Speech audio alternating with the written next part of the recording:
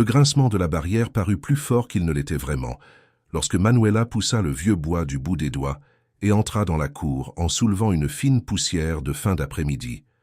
Le ciel du sertão était teinté d'orange brûlé. Devant la véranda, immobile comme si la fatigue elle-même avait enraciné ses pieds, se tenait Geraldo, avec le petit Tonico dans les bras et les épaules courbées, sous un poids qui ne venait pas seulement de l'enfant. Près de la marche, Clarinha observait l'inconnu sans cligner des yeux, avec la fermeté sérieuse d'une enfant qui avait appris trop tôt à se méfier de la vie. La maison sentait la fumée éteinte, le lait aigre et la solitude. Manuela s'arrêta un instant avant de parler.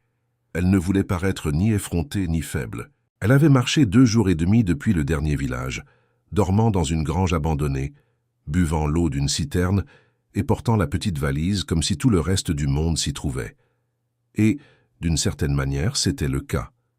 Il y avait un change de vêtements, un mouchoir brodé par sa mère, un chapelet de bois sombre et un cahier de recettes. Quand elle vit le fourneau froid par la porte entr'ouverte de la cuisine, le bébé avec la bouche rouge d'avoir tant pleuré et la fillette trop maigre pour son âge, Manuela comprit que cette maison avait besoin d'elle autant qu'elle avait besoin de cette maison. Ce fut alors qu'elle respira profondément et dit « Si monsieur me permet de rester, je peux préparer le dîner. » Geraldo ne répondit pas immédiatement.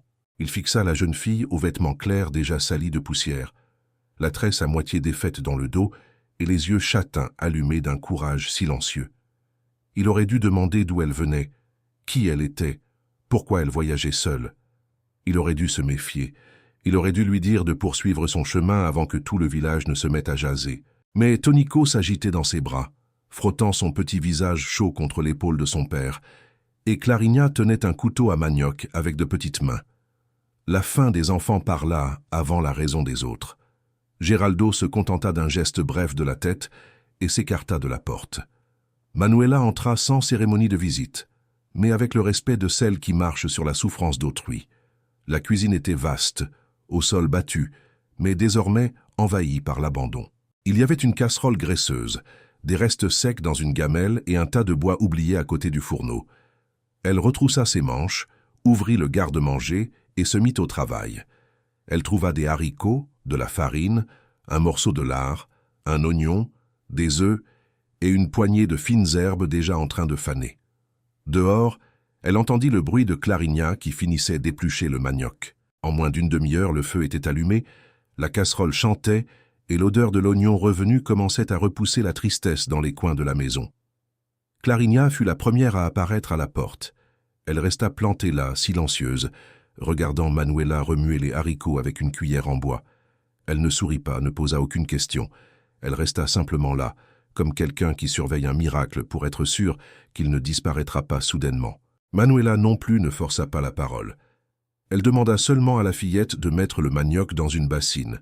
Clarinha obéit sans répondre et retourna s'adosser au mur. Quand la nuit tomba, la table était mise avec une simplicité qui semblait un festin. Haricots épais, manioc cuit, œufs frits et une farofa humide. Geraldo entra avec Tonico endormi sur le bras, s'assit lentement et regarda la nourriture comme s'il se trouvait devant un souvenir. Clarinha mangea d'abord avec méfiance, puis avec hâte. Geraldo mastiqua en silence, mais à chaque bouchée, il semblait récupérer un morceau de lui-même qui était perdu depuis des mois. Et Manuela, assise au bout, ne se servit pas avant de voir les 3 rassasiés, car elle avait appris de sa mère que la maison ne commence à guérir que lorsque la nourriture arrive à l'heure juste. Après le dîner, pendant que Geraldo emmenait les enfants dans la chambre, Manuela lava la vaisselle et mit la cuisine en ordre. En passant dans la salle, elle remarqua la photographie de Rosa accrochée au mur. Le cadre simple gardait le visage d'une belle femme, à l'expression calme, aux cheveux sombres et aux yeux clairs. Manuela détourna rapidement le regard, sans savoir pourquoi la présence de ce portrait la touchait tant. La petite chambre du fond était petite, mais propre. Il y avait un lit étroit, une commode ancienne et une fenêtre qui donnait sur le verger. Manuela sortit le cahier de recettes de sa valise, passa la main sur la couverture usée et le glissa sous l'oreiller avant de s'allonger. Le corps lui faisait mal à cause de la marche, pourtant le cœur, pour la première fois depuis longtemps, trouva une marge de repos. Cette nuit-là, la ferme dormit différemment. Tonico pleura moins. Clarinha ne se leva pas pour rôder dans la cour. Geraldo tarda à trouver le sommeil, inquiet de la présence nouvelle sous ce toit, mais sentant que quelque chose avait changé. Avant que le coq ne chante, Manuela était déjà debout. Elle alluma le fourneau sans bruit, mit de l'eau à bouillir, moulut le café dans le pilon et mélangea dans un bol le peu de farine de maïs qu'elle trouva avec du sucre brun et du saindoux. L'odeur du gâteau qui montait dans le four improvisé atteignit le couloir et fit apparaître Geraldo dans la cuisine plus tôt que d'habitude. Tonico, encore à moitié endormi, appuyé contre son épaule.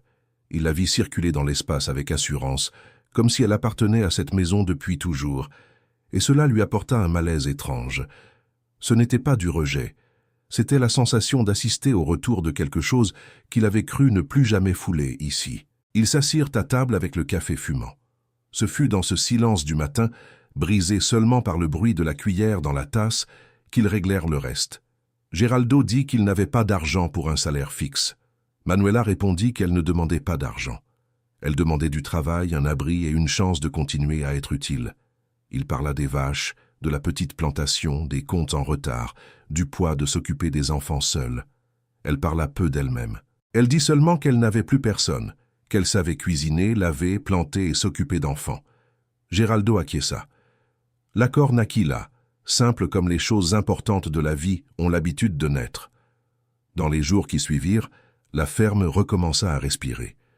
Manuela balaya la cour, mit les casseroles à bouillir dans de l'eau chaude, replanta le potager abandonné et recousit les reprises sur les vêtements des enfants. Tonico commença à prendre le lait à la bonne température et bientôt pleura moins. Clarinha observait tout à distance, encore dure, encore fermée, mais elle ne fuyait plus quand Manuela passait. Elle se contentait de regarder, mesurant cette femme par le soin constant. Geraldo, quant à lui, revenait du champ et trouvait la table mise, les enfants propres, la maison en paix. Un après-midi clair, en la voyant agenouillée sur la terre en train de planter de jeunes plants de menthe dans le parterre, Geraldo comprit que la présence de Manuela n'était pas seulement en train d'organiser la maison. Elle rendait un avenir à cet endroit. Et pour la première fois depuis que Rosa était partie, il ressentit de la peur, non pas de la perte, mais de l'espoir. Parce que l'espoir demande du courage, et le courage est parfois plus difficile que de porter le deuil. Sous la varanda, le vent remua les feuilles du verger. Tonico grommela dans la chambre, et Clarinha apparut à la porte de la cuisine, silencieuse, observant Manuela comme quelqu'un qui commençait, sans le savoir, à baisser sa garde. Les semaines suivantes passèrent comme l'eau qui coule d'une fontaine de cour, constante et discrète, mais capable de tout changer autour.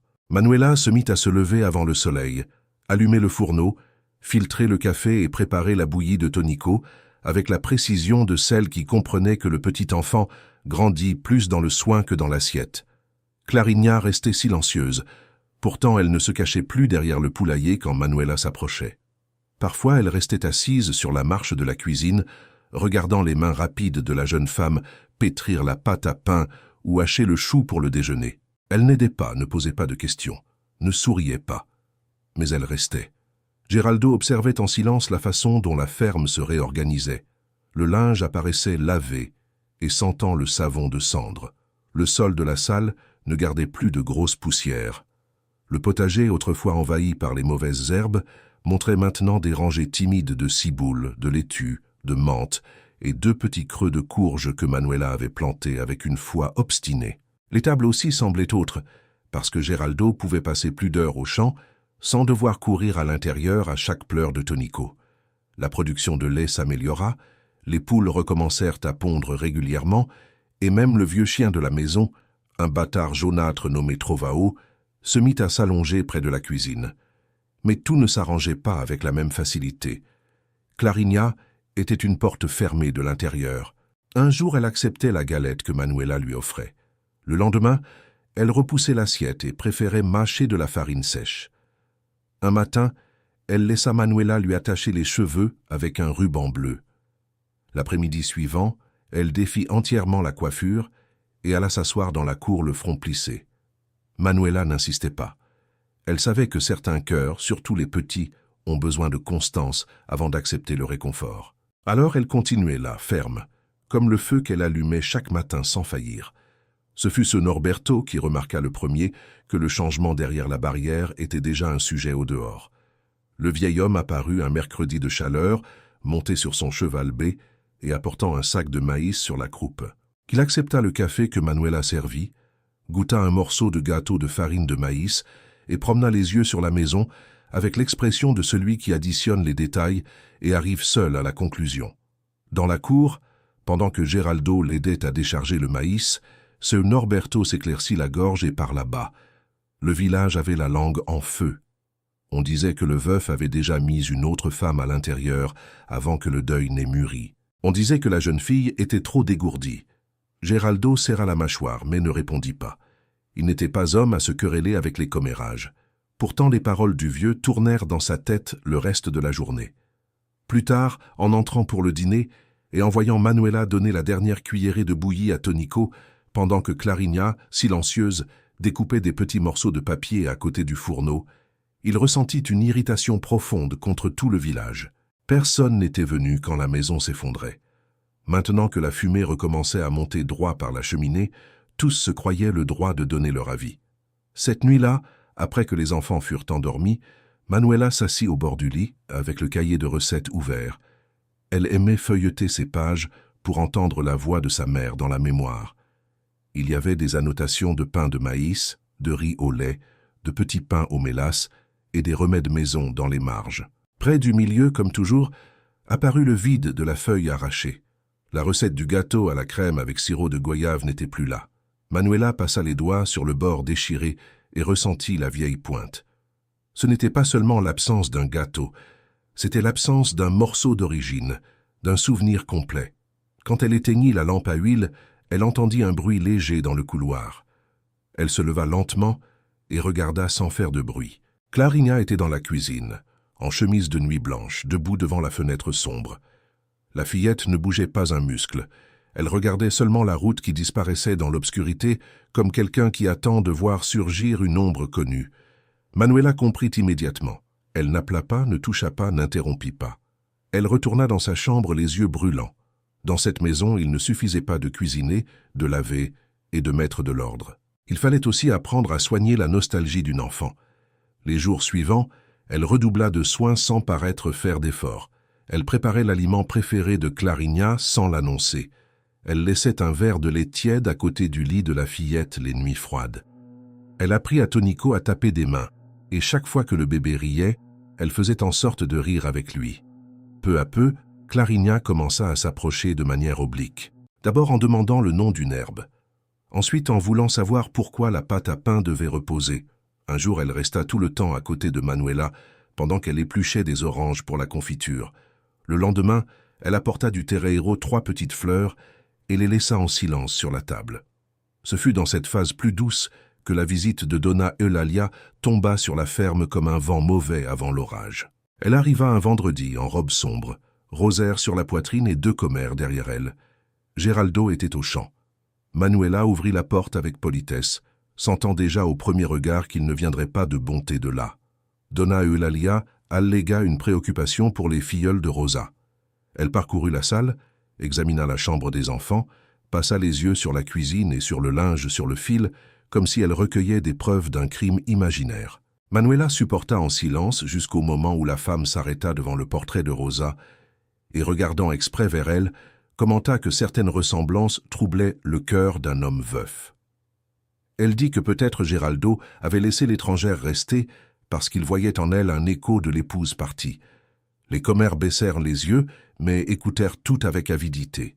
Clarinha apparut à la porte juste à ce moment, et en voyant sa marraine, courut près d'elle encore mue par le souvenir du passé. La scène fut petite, pourtant suffisante pour blesser. Manuela ne répliqua pas. Elle se contenta d'accompagner les visiteuses jusqu'à la véranda et de leur souhaiter un bon après-midi avec un calme qui n'existait qu'à l'extérieur. Quand la charrette disparut sur la route, son corps céda. Elle s'assit sur le banc de la cuisine et resta à regarder le feu bas, avec la phrase de Donna Eulalia qui palpitait dans sa poitrine. Était-ce vrai? Avait-elle été accueillie à cause d'elle-même ou à cause d'une ombre? Le doute mordit profondément. Quand Geraldo revint, il trouva le dîner prêt et le silence plus lourd que d'habitude. Un seul regard suffit pour qu'il comprenne qu'il s'était passé quelque chose. Après avoir écouté tout le récit, Il passa la main sur son visage et affirma d'une voix basse que personne de ce village ne déciderait qui pouvait ou non rester dans cette maison. Manuela écouta, mais la question qui importait lui échappa avant qu'elle puisse la retenir. « Monsieur m'a voulu ici pour moi-même. » Geraldo ne sut pas répondre tout de suite, et ce retard, même petit, ouvrit entre eux un espace nouveau, fait d'incertitude et de trop de prudence. Ils dormirent cette nuit-là séparés non par la distance du couloir, mais par l'absence des mots justes. Et la maison, qui gagnait de la chaleur, se remit à respirer avec précaution. Même le vent sembla marcher lentement cette longue aube. La nuit suivante, Tonico eut une forte fièvre et Geraldo courut au village chercher le docteur. Seule, Manuela tint le petit garçon brûlant dans ses bras et vit Clarinha se réveiller en panique en revivant la mort de sa mère. Sans pouvoir secourir les deux avec des paroles, elle s'assit par terre et chanta tout bas, jusqu'à ce que la fillette arrête de trembler et s'enroule contre elle, murmurant une demande simple. « Reste ». Quand Geraldo revint à l'aube, il trouva les deux endormis ensemble et comprit enfin que Manuela n'était le souvenir de personne. Elle était présence. Des mois plus tard, ils se marièrent, et de ce dîner naquit un foyer.